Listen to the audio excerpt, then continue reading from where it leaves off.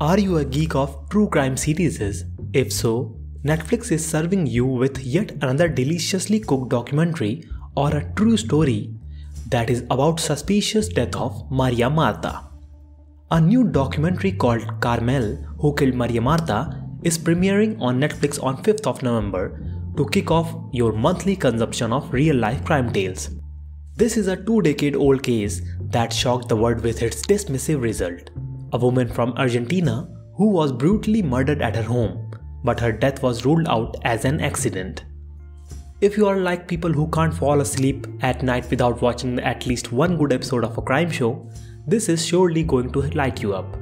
The series will investigate the details of her tragic death and point out the flaws in the legal system that existed back in the days, and some even today. The series will unveil how her death was declared an accident in the initial trials even though she was shot in the head. The documentary also addresses how law enforcement bungled the investigation, which ultimately led to the disappointing truth. Before going into details, let's go down the memory lane and remember who Maria Marta was. She was a 50-year-old sociologist and charity worker who used to live in Pilar, Buenos Aires, with her husband Carlos Carrascosa. She was married to him for over 30 years and they had no children. Her body was found at her home, which was located at the gated community Carmel.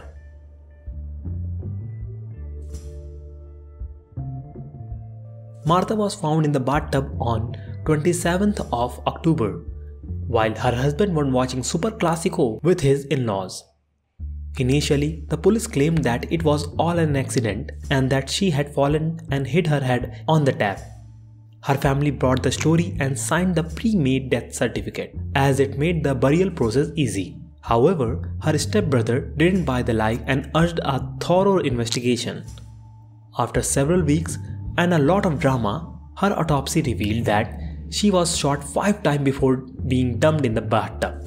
But this begs questions. Why was her death considered an accident at first? What would have happened had her stepbrother not forced detailed investigation? Well, even though the obituary stated that she had died in an accident, the ambulance officer came out and revealed that he had found 3 holes in her head. This was later verified when her body was exhumed, and the forensic team discovered 5 bullet holes in her skull. Later, the investigators also discovered bullet fragments that was flushed down the toilets. This was literally the scene from the true crime show. After the demise of an innocent individual, evidence came into attention, leading to prime suspects: her husband, brother-in-law, and even the doctor. Fingers were pointed in every angle. Brother blamed the husband, whereas the husband felt otherwise. No one mentioned a drug cartel at this stage. It was while late when Molina Pico got access to the cryptic note of Marta's computer. It was this grand evidence that solved the puzzle and put an end to the speculation and media trials. One theory that emerged during Carrascosa's trial was that Maria Marta family was involved in a drug trafficking ring with Mexican cartel. Maria Marta either found out about it or wanted to remove herself as a co-conspirator. To keep things quiet, Maria Marta family supposedly covered up her murder. However, there's not much evidence to support this theory even if the prosecutor pushed it in a court. Carrascosa was found guilty in 2009 and sentenced to life. After spending several years in jail, he was eventually acquitted in 2016.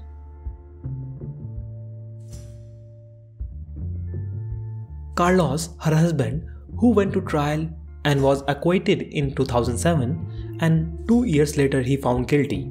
The court overruled his appeal several times. It wasn't until 2016 when the blood sample revealed that DNA analysis don't match.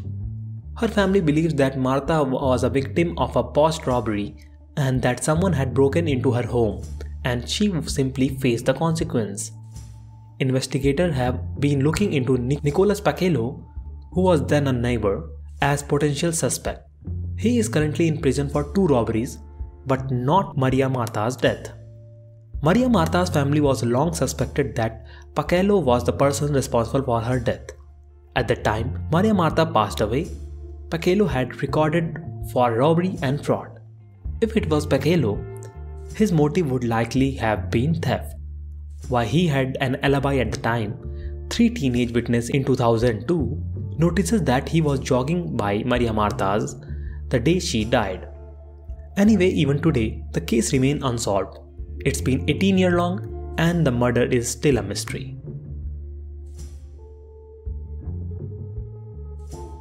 The case is such mystery that no one has been able to identify the murder.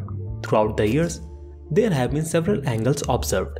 For example, at first, people blamed the husband, but soon it was the brother-in-law and one time even the half-brother.